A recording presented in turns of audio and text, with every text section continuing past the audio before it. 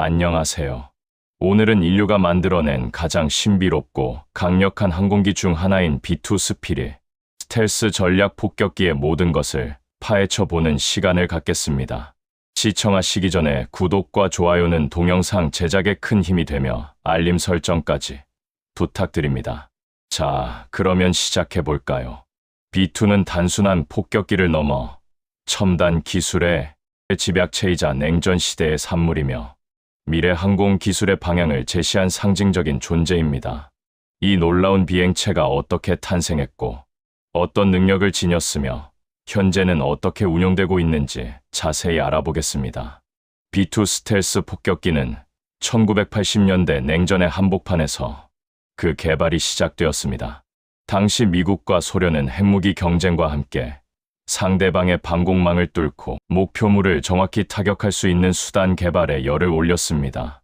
소련의 방공망은 점점 더 정교해지고 강력해지고 있었고, 기존의 폭격기들은 이러한 위협 앞에서 생존력을 보장하기 어려워졌습니다. 고고도 고속 침투 전략은 이미 한계에 다다랐고, 레이더에 탐지되지 않는 스텔스 기술이 절실히 요구되는 시점이었습니다. 이러한 배경 속에서 1970년대 후반부터 미국은 고등 기술 폭격기, 즉 어드밴스트 테크놀로지 바머 즉 ATB 프로그램을 비밀리에 진행합니다. 이 프로그램의 목표는 적에 거의 포착되지 않으면서도 장거리 침투가 가능하고 핵무기와 재래식 무기를 모두 운용할 수 있는 혁신적인 폭격기를 개발하는 것이었습니다. 수많은 개념 설계와 시험을 거쳐 마침내 노스럽 그루먼노스 그루먼사가 제안한 전익기 형태의 디자인이 채택되었고, 이것이 바로 B2 스피릿의 시초가 됩니다. B2는 냉전 시대가 끝나갈 무렵인 1989년에 처음으로 대중에게 공개되었으며 전 세계를 경악하게 만들었습니다. 그 독특하고 미래지향적인 외형은 마치 SF 영화에서 튀어나온 듯한 인상을 주었죠. 단순히 외형적인 특징만을 이야기하는 것이 아닙니다. B2는 그 어떤 항공기도 모방할 수 없는 독자적인 공기역학적 설계와 첨단 소재 기술의 결합으로 탄생한 걸작입니다. 이제 B2 스텔스 폭격기의 놀라운 재원을 자세히 살펴보겠습니다. 이 항공기는 노스럽 그루먼사에 의해 제작된 스텔스 폭격기입니다. 먼저 B2의 크기는 압도적입니다. 그 전폭, 즉 날개 양 끝에서 끝까지의 길이는 약 52.4m에 달합니다. 이는 웬만한 대형 여객기보다도 훨씬 넓은 폭입니다. 예를 들어 보잉 747 전보제트기의 날개 길이가 약 64m임을 감안하면 B2의 전폭이 얼마나 넓은 면적을 차지하는지 짐작할 수 있습니다. 반면의 길이는 약 21m로 전폭에 비해 상대적으로 짧은 편입니다. 높이는 약 5.18m입니다. 이러한 독특한 전익기 형태는 레이더 반사 면적을 최소화하고 양력을 극대화하여 효율적인 비행을 가능하게 합니다. 날개와 동체의 경계가 모호한 일체형 디자인은 공기 저항을 줄이고 아음속 비행 시에도 뛰어난 효율성을 발휘하도록 설계되었습니다. 이러한 형태는 또한 내부 무장창을 넓게 확보하여 더 많은 무기를 탑재할 수 있게 합니다. B2의 운용 인원은 단 2명입니다. 조종사와 임무지휘관이 한 팀을 이루어 이 복잡하고 강력한 항공기를 조종합니다. 이들은 세계에서 가장 비싼 비행기에 탑승하여 인류 역사상 가장 위험한 임무를 수행할 수 있는 정예 요원들입니다. 2명의 승무원은 각각 별도의 조종 장치와 임무 시스템을 갖추고 있으며 긴 시간 동안의 임무 수행을 위해 고도의 훈련을 받습니다. 조종사는 항공기 비행을 총괄하고 임무지휘관은 무장 운용, 전자전 시스템 관리, 통신 및 표적 지정 등의 복잡한 임무를 담당합니다. 이들의 협업은 B2가 성공적으로 임무를 완수하는 데 필수적입니다. 성능 면에서 B2는 그야말로 경이롭습니다. 최대 고도는 15,000m에 이르며 이는 대부분의 상업용 항공기가 비행하는 고도보다 훨씬 높은 곳입니다. 이러한 고고도 비행 능력은 적 방공망의 탐지를 회피하고 임무 수행에 유리한 조건을 제공합니다. 성층권에 가까운 고도에서 비행함으로써 B2는 지상 레이더의 탐지 범위를 벗어나거나 탐지되더라도 매우 짧은 시간 동안만 노출되어 대응 시간을 최소화할 수 있습니다. 항속거리 역시 B2의 핵심적인 능력 중 하나입니다. 무급유 상태에서도 11,000km를 비행할 수 있으며 공중급유를 받을 경우 무려 19,000km 이상을 비행할 수 있습니다. 이 수치는 지구 둘레의 절반에 가까운 거리로 미 본토에서 이륙하여 지구 반대편의 목표물까지 도달한 후 복귀할 수 있는 수준의 비행 능력입니다. 이른바 글로벌 스트라이크 능력을 실현하는데 필수적인 요소입니다. 이러한 장거리 비행 능력은 B2는 전 세계 어떤 분쟁 지역에도 신속하게 전개되어 미국의 전략적 목표를 달성할 수 있도록 합니다. 공중급유는 KC-135 스트레토 탱커나 KC-10 익스텐더와 같은 공중 급유기에 의해 이루어지며 이를 통해 B2는 사실상 무제한의 작전 반경을 가질 수 있습니다. 폭장량은 최대 18,000kg에 달합니다.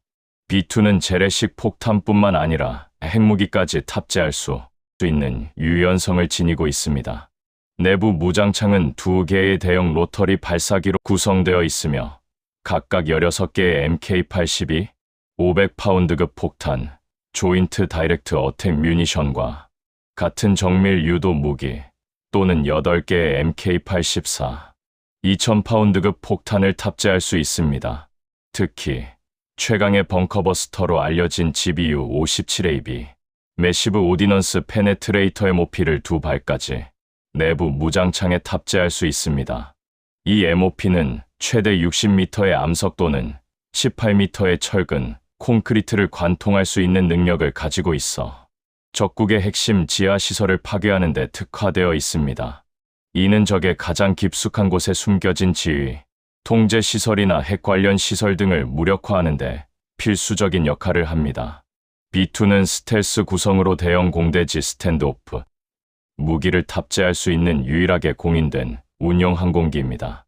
스탠드오프 무기는 적의 방공망 사거리 밖에서 발사되어 안전하게 목표물을 공격할 수 있게 해줍니다. B2의 가장 중요한 특징이자 정체성은 바로 스텔스 능력입니다. 저피탐 기술, 즉 스텔스 기술을 사용하여 적의 레이더망에 거의 잡히지 않고 침투할 수 있습니다. 레이더 반사 면적, 즉 RCS 레이더 크로스 섹션은 놀랍게도 작은 새 수준이라고 알려져 있습니다. 이는 B2의 혁신적인 설계와 첨단 소재 덕분입니다.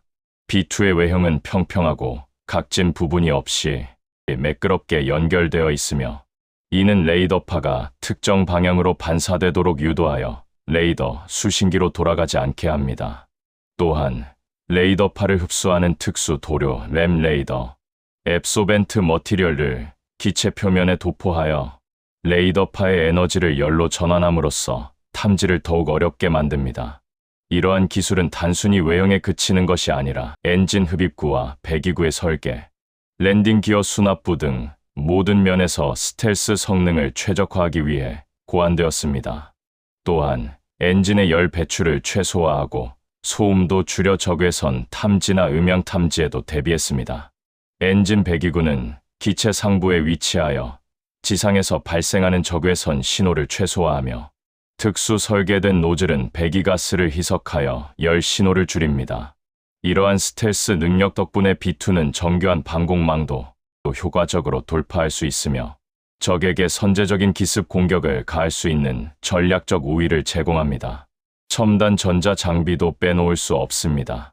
B2에는 ANAPQ-181 A4 액티브 일렉트로니컬리 스캔드 어레이 레이더가 장착되어 있습니다. 이 레이더는 110km 반경의 지상, 차량 크기 목표물까지 탐지하고 추적할 수 있는 정교한 성능을 자랑합니다. A4 레이더는 기계식 레이더와 달리 움직이는 부품 없이 전자적으로 빔을 조향하기 때문에 고장이 적고 여러 목표물을 동시에 추적하며 재밍에 대한 저항력이 강합니다.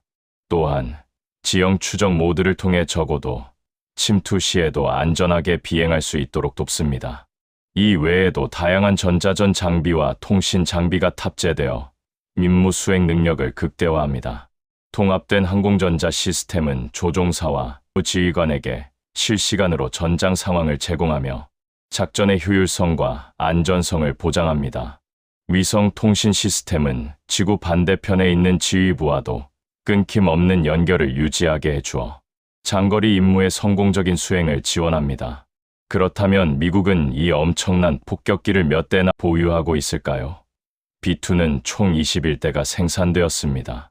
최초 계획은 훨씬 더 많은 수량을 생산하는 것이었으나 냉전 종식과 함께 예산 문제 및 높은 단가로 인해 생산 대수가 대폭 축소되었습니다.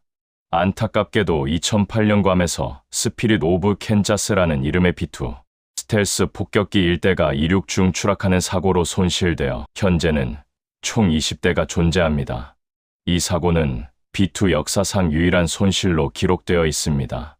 2025년 현재 이 중 19대가 가동 중이며 18기가 작전용으로 임무를 수행하고 있는 것으로 알려져 있습니다. 남은 1대는 아마도 정비 또는 개량 작업을 진행 중일 것입니다. 이 귀한 폭격기들은 주로 미주리주의 화이트맨 공군기지에 주둔하며 필요시 전 세계 어디든 배치되어 수행할 준비를 하고 있습니다. 화이트맨 공군기지는 B2 폭격기만을 위한 특수 경납고와 정비 시설을 갖추고 있으며 최고 수준의 보안을 유지하고 있습니다. B2의 가격은 상상을 초월합니다. 대당 약 21억 달러, 하나로 약 2조 8천억 원에 달합니다. 이는 세계에서 가장 비싼 항공기 중 하나이며 그만큼 최고 수준의 기술과 성능이 집약되어 있다는 것을 의미합니다. 이 높은 가격 또한 B2 소수만 생산될 수밖에 없었던 이유 중 하나입니다. 개발 비용까지 포함하면 대당 약 25억 달러가 넘는다는 분석도 있습니다. 이 엄청난 비용에는 스텔스 기술 연구 개발, 특수 소재 생산, 복잡한 항공전자 시스템 통하, 그리고 숙련된 인력 양성 비용까지 모두 포함되어 있습니다. 높은 운용 및 유지 보수 비용도 만만치 않습니다. 특수 스텔스 도료의 제도포, 첨단 장비의 정기적인 점검 및 교체 등으로 인해 B2 한 대를 운용하는 데 드는 연간 비용은 수천만 달러에 달하는 것으로 알려져 있습니다. B2 스피릿은 실제 작전에서도 그 능력을 여러 차례 입증했습니다.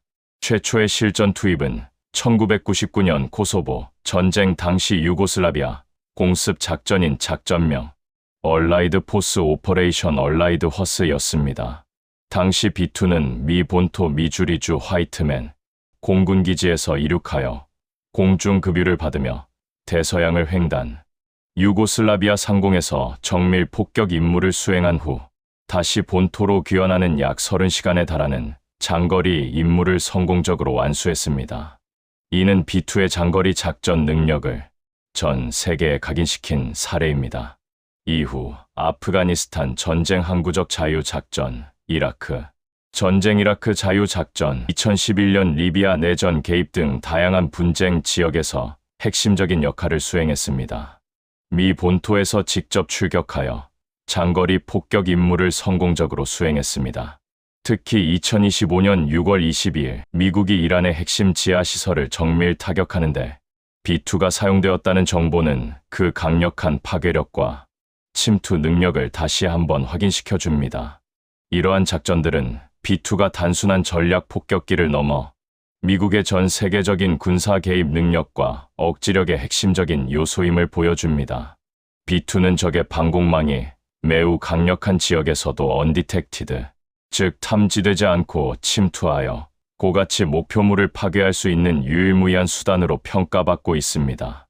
흥미로운 사실 중 하나는 각 B2 기체마다 고유한 이름이 부여되어 있다는 점입니다. 모든 기체에는 스피리트 오브, 즉 예, 영혼이라는 형식이 붙습니다. 예를 들어 스피리트 오브 아메리카, 스피리트 오브 미조리, 스피리트 오브 뉴욕, 스피리트 오브 플로리다와 같은 이름들이 부여되어 있습니다. 이는 각 기체에 대한 자부심과 역사성을 부여하는 의미도 담고 있으며 미국 각 주와 국민들의 지지를 상징하기도 합니다. 각 기체에 부여된 이름은 해당 주의 정신을 담고 있으며 이는 B2 승무원들에게도 큰 자부심으로 작용합니다. B2 스텔스 폭격기는 미국의 3대 장거리 전략 폭격기 중 하나입니다. 나머지 두 기종은 B-52 스트래토포트리스와 B-1B 랜서입니다. B-52는 반세기 넘게 운영되고 있는 장수 모델이며 냉전 시대부터 현재까지 미국의 주력 폭격기 중 하나로 활약하고 있습니다. 이 거대한 폭격기는 엄청난 폭장량을 자랑하며 주로 순항미사일 발사 플랫폼 역할을 수행합니다. B-1B 랜서는 적어도 침투 능력이 뛰어난 초음속 폭격기로 가변익 설계를 통해 고속 비행과 적어도 침투 능력을 동시에 갖추고 있습니다. 이 세 기종은 각기 다른 특성과 역할을 가지고 이국의 전략 폭격 능력을 구성하며 B2는 그 중에서도 스텔스 침투 능력이라는 독보적인 위치를 차지하고 있습니다. 이들 3대 폭격기는 상호 보완적인 관계를 통해 미국의 전략적 우위를 확보하는 데 기여하고 있습니다. B-52는 대량 살상 무기 투하에, B-1B는 고속 침투 및 정밀 폭격에, 그리고 B-2는 고도의 스텔스 침투 및 핵심 목표물, 정밀 타격에 특화되어 있습니다. 결론적으로 B-2 스텔스 폭격기는 냉전의 유산이자 첨단 기술의 상징이며 미래 전쟁의 모습을 미리 보여준 항공기라고 할 수 있습니다. 엄청난 개발 비용과 유지보수 비용에도 불구하고 그 독보적인 스텔스 능력과 장거리 폭격 능력은 여전히 대체 불가능한 전략적 가치를 지니고 있습니다. B-2의 등장은 군사 항공 기술의 패러다임을 완전히 바꾸어 놓았으며 이후 개발되는 모든 스텔스 항공기 설계에 지대한 영향을 미쳤습니다. 적 방공망을 회피하여 은밀하게 침투하고 핵심 목표를 파괴하는 능력은 현대전에서 승패를 가르는 중요한 요소가 되었습니다. 이러한 능력은 단순한 전술적 우위를 넘어 적에게 심리적인 압박감을 주고 전략적 결정을 강요하는 데까지 영향을 미칩니다. 앞으로 B-2의 뒤를 이을 차세대 스텔스 폭격기인 B-21 레이더가 등장하겠지만 B-2 스피릿은 인류 항공사의 길이 남을 명작으로 기억될 것입니다.